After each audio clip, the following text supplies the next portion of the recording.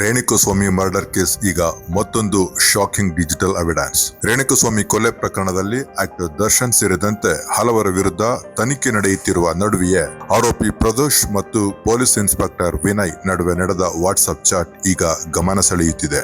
ಏನು ಈ WhatsApp connection? June 8ರಿಂದ June 10, 2024 ಕೇವಲ 3 ದಿನಗಳಲ್ಲಿ ಬರೋಬ್ಬರಿ 122 ಬಾರಿ ಚಾಟ್.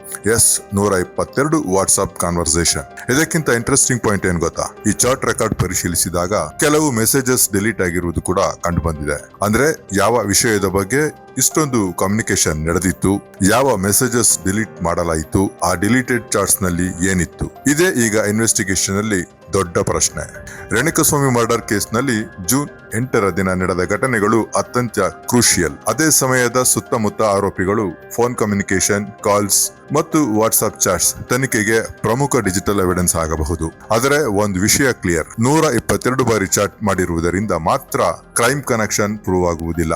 ಆ ಚಾಟ್ ನಲ್ಲಿ ಏನಿತ್ತು, ಯಾವ ಸಮಯದಲ್ಲಿ ಮೆಸೇಜ್ ಮಾಡಲಾಗಿತ್ತು, ಯಾವ ಸಂದರ್ಭದಲ್ಲಿತ್ತು, ಡಿಲೀಟೆಡ್ ಮೆಸೇಜಸ್ ರಿಕವರ್ ಆಗ್ತಿದೆಯಾ, ಮತ್ತು ಈ ಕಮ್ಯುನಿಕೇಶನ್ಗೂ ರೇಣುಕಸ್ವಾಮಿ ಮರ್ಡರ್ ಕೇಸ್ಗೂ ಡೈರೆಕ್ಟ್ ಲಿಂಕ್ ಇದೆಯಾ? ಇದಕ್ಕೆ ಉತ್ತರ ಕೊಡಬೇಕಿರುವುದು ಇನ್ವೆಸ್ಟಿಗೇಷನ್ ಮತ್ತು ಕೋರ್ಟ್ ಎವಿಡೆನ್ಸ್. ಆದ್ರೆ 3 ದಿನ 122 ಚಾಟ್ಸ್ ಮತ್ತು ಅದರಲ್ಲೇ ಕೆಲವು ಮೆಸೇಜಸ್ ಡಿಲೀಟೆಡ್. ರೇಣುಕಸ್ವಾಮಿ ಪ್ರಕರಣದಲ್ಲಿ ಈ ಡಿಜಿಟಲ್ ಟ್ರಯಲ್ ಮುಂದೆ ಯಾವ ಹೊಸ ಸತ್ಯವನ್ನು ಹೊರಗೆಳೆಯಲಿದೆ? ಅದೇ ಈಗ ಎಲ್ಲರ ಕುತೂಹಲ.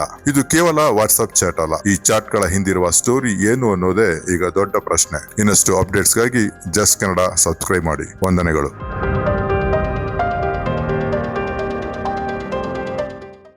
ನಮಸ್ಕಾರ. ಬಹಳ ವರ್ಷದಿಂದ ನೆನೆಗುದ್ದಿಗೆ ಬಿದ್ದಂತ ಈ ಬಿಡದಿ ಟೌನ್ಶಿಪ್ ಮುಂದುವರಿಸ್ತಾ ಇದ್ದೇವೆ. ಉತ್ತಮ ರಸ್ತೆ, ಮೆಟ್ರೋ ಸೌಲಭ್ಯ, ಕ್ರೀಡಾಂಗಣ, ವಸತಿ, ಉದ್ಯಾನವನ ಒಳಗೊಂಡಂತ ಈ AI ಸಿಟಿ ಇದಾಗಲಿದೆ.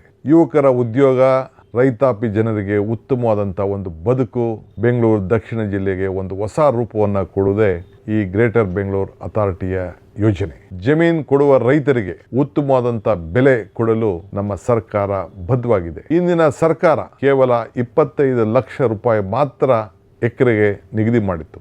ಆದರೆ ನಮ್ಮ ಸರ್ಕಾರ ಪ್ರತಿ ಎಕರೆಗೆ 3ಕ್ಕೂ ಹೆಚ್ಚು ಕೋಟಿ ರೂಪಾಯಿ ಕೊಡಲು ನಿರ್ಧಾರವನ್ನು ಮಾಡಿದ್ದೇವೆ. ಹಣ ಬೇಡ ಎನ್ನುವಂಥ ರೈತರಿಗೆ 50% ಅಭಿವೃದ್ಧಿ ಪಡಿಸಿದಂಥ ಜಾಗವನ್ನು ಕೊಡಲಿಕ್ಕೆ ನಮ್ಮ ಸರ್ಕಾರ ತೀರ್ಮಾನವನ್ನು ಮಾಡಿದೆ.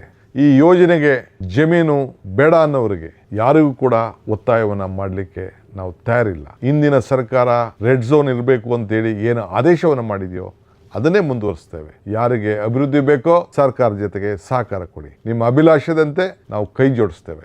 ನಮಸ್ಕಾರ.